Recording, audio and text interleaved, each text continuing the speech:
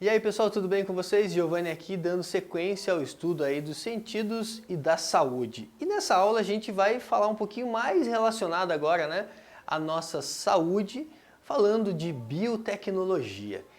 E aí eu trago aqui uma imagem interessante, né? Quando a gente fala de biotecnologia, talvez você já ouviu falar nessa palavra biotecnologia e parece que é uma palavra moderna, uma palavra atual, algo muito recente.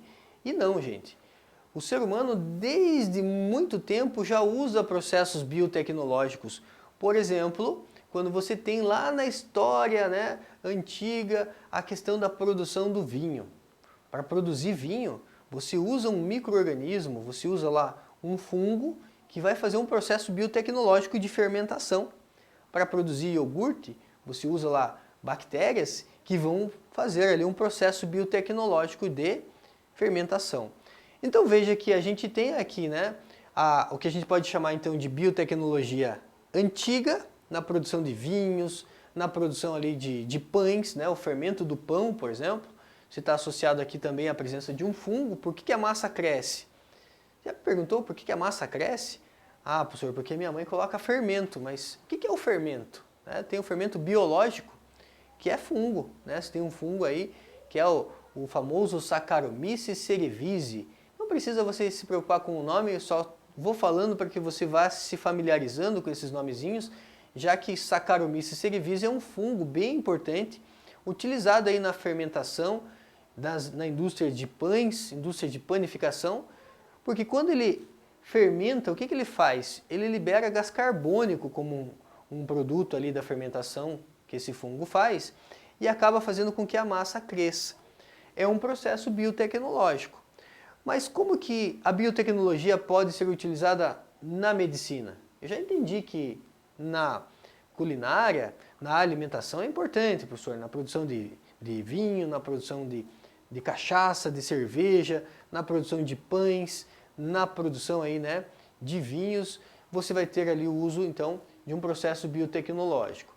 Mas como que isso pode auxiliar, como que a biotecnologia pode auxiliar na medicina? Então aqui você tem uma imagem mostrando a questão, né, da medicina chinesa tradicional que usa lá o que? Usa a acupuntura, né? Existe a famosa medicina chinesa tradicional. Há muito tempo aí, né, você tem algumas técnicas, muitas até milenares, que você vai ter aí como uma medicina então importante. Nesse caso aqui você vê na imagem a questão da acupuntura, que usa, né, estudos de tecnologia para saber e achar ali determinados pontos específicos no corpo da pessoa que vão ativar ou desativar, né, de acordo com o que a acupuntura defende, ativar ou desativar alguns pontos, pode ser relacionado à dor. Tem pessoas que têm enxaqueca e de repente faz uma acupuntura e fala, nunca mais tive enxaqueca, nunca mais tive dor de cabeça depois que eu fiz a acupuntura. A questão da depressão, né, também pessoas podem dizer, não, melhorou muito, eu tinha depressão, depois que eu fiz a acupuntura, acionou ali, ativou, desativou alguns pontinhos do meu corpo e eu estou me sentindo melhor. Então, é um tipo, né, da medicina fazendo uso ali de informações tecnológicas.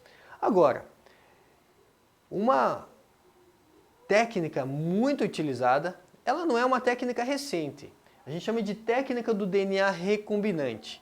Na técnica do DNA recombinante, essa técnica é lá de 1970, da década de 70, então quando começaram a fazer uso dessa técnica chamada de técnica do DNA recombinante. E aqui, né, você vê uma imagem que eu estou ali fazendo uma pesquisa e aqui eu dou um zoom para vocês naquela peça, naquela imagem que eu estou manipulando lá. Ó. O que eu fiz aqui, gente? Eu usei uma enzima, uma molécula, que ela funciona como uma tesoura biológica. E nós conseguimos isolar um gene, o gene da luciferina. Luciferina, que é o gene associado ali, né, à bioluminescência do vagalume. Já viu um vagalume? Você vê lá que ele tem uma bioluminescência. Então nós isolamos um gene, né, um DNAzinho lá, dessa proteína do vagalume, e nós inserimos esse gene da bioluminescência do vagalume em bactéria. Nossa, professor, sério, que legal. Pegamos então o gene e inserimos ali em uma bactéria. Você sabe que as bactérias se reproduzem muito e muito rápido, né? Então, quando a gente insere um DNAzinho de outra espécie na bactéria, por exemplo, essa bactéria se torna uma bactéria que a gente vai classificar aí como bactéria, então, transgênica. Mais adiante a gente vai ver o que é uma bactéria transgênica, o que é um organismo transgênico. É um organismo que recebe um gene de outra espécie, certo? E essa bactéria, então, ela passa a expressar esse gene do vagalume. Uma vez que ela passa a expressar o gene do vagalume, você percebe, então, que metade das bactérias aqui, ó, eu dividi essa plaquinha aqui em duas. Do lado esquerdo, bactérias que não tinham o gene do vagalume. Do lado direito, as bactérias que tinham o gene do vagalume. Então, nesse caso, né, conseguimos, então, entender e utilizar essa técnica. Talvez você vai dizer, professor, qual a ideia de criar uma bactéria bioluminescente? Na verdade, foi só testar a técnica. E tendo a bioluminescência, eu consigo saber realmente que essa técnica ela funcionou. Olha só que bacana, gente. Mas na prática, na medicina, para que serve essa técnica que usa essas endonucleases, essas enzimas que funcionam como tesouras biológicas? Você já viu algum coleguinha, algum amiguinho que precisa lá de uma injeção de insulina? Diariamente, né? Ou às vezes a cada refeição precisa ter lá uma injeção de insulina. Essa insulina que ele está aplicando é uma insulina humana, mas que foi produzida por bactérias, usando a técnica do DNA recombinante, que fala de engenharia genética e usa essa técnica do DNA recombinante. Vamos entender como que é possível produzir uma insulina humana usando bactéria. Eu tenho aqui, né, um plasmídio. O que é um plasmídio? É um DNAzinho circular de bactéria, e usando lá aquela enzima endonuclease, que é uma enzimazinha que ela corta o DNA, nós abrimos então esse plasmídio, esse DNA circular bacteriano. Nós vamos pegar um gene, por exemplo, o gene da insulina, que é uma proteína para quem, né, tem aí diabetes mellitus do tipo 1, inserimos aqui, né? Vamos pegar esse plasmídio agora que tem o gene aqui, por exemplo, da insulina. Algumas crianças também que não crescem. Talvez você conhece algum coleguinha que, meu amiguinho lá não está crescendo. E o médico pediu para que ele aplique um medicamento, professor. Que medicamento que é esse? É um hormônio do crescimento, que é produzido também a partir dessa técnica. E aí a gente devolve esse plasmídio para a bactéria. Como que faz isso, professor? Na verdade, a gente tem ali a cultura de bactérias e a gente devolve o plasmídio ali e elas absorvem esse plasmídio, né? Então eu não preciso introduzir o plasmídio dela. Elas absorvem esse plasmídio. E você sabe que as bactérias elas se reproduzem aí principalmente por um processo de clonagem. Então toda vez que uma bactéria se reproduz, ela vai fazer um favor para a gente copiando aquela informação. Então eu vou ter aqui várias bactérias produzindo, por exemplo, o hormônio do crescimento, produzindo, por exemplo, a insulina.